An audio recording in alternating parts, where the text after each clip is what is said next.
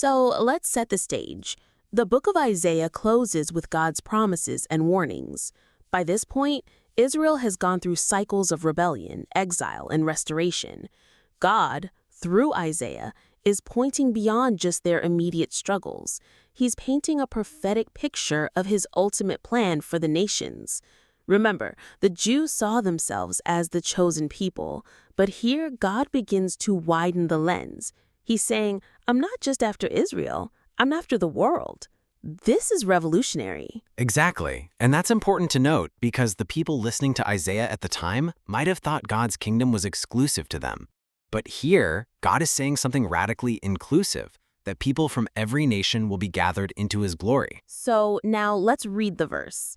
For I know their works and their thoughts. It shall come, that I will gather all nations and tongues, and they shall come and see my glory.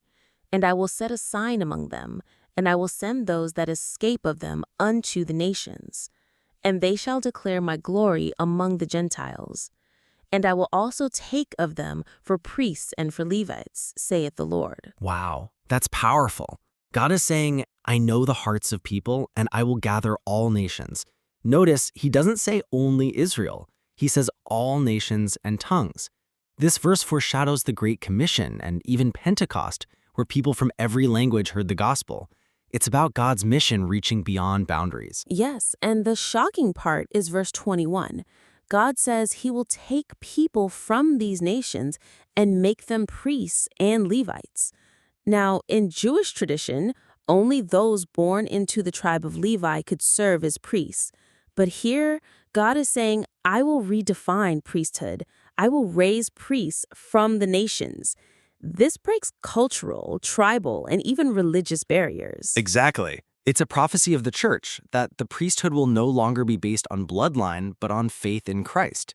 Every believer becomes a priest, able to declare God's glory. Fast forward to the New Testament, this prophecy comes alive. Jesus comes, and in Matthew 28, he tells his disciples, go and make disciples of all nations. That's literally Isaiah 66 unfolding. Then in Acts 2, at Pentecost, people from different nations hear the gospel in their own tongues. The prophecy is fulfilled in the birth of the church. And Paul picks this up in Galatians 3:28. There is neither Jew nor Greek, for you are all one in Christ Jesus. The barriers are down. God's plan in Isaiah was always global. So what does this mean for us today? It means God's mission is bigger than our tribe, church denomination, or even our personal preferences. We are called to see the gospel as a global, all-inclusive mission. And it also means we, as believers, are priests. We don't need a special tribe or lineage to stand before God. Exactly. It's both an invitation and a responsibility. Invitation that anyone can come into God's family. Responsibility that as priests, we carry his glory to the nations. Takeaway for the Aryans. God's mission is global, not tribal. Every believer is a priest, called to represent God.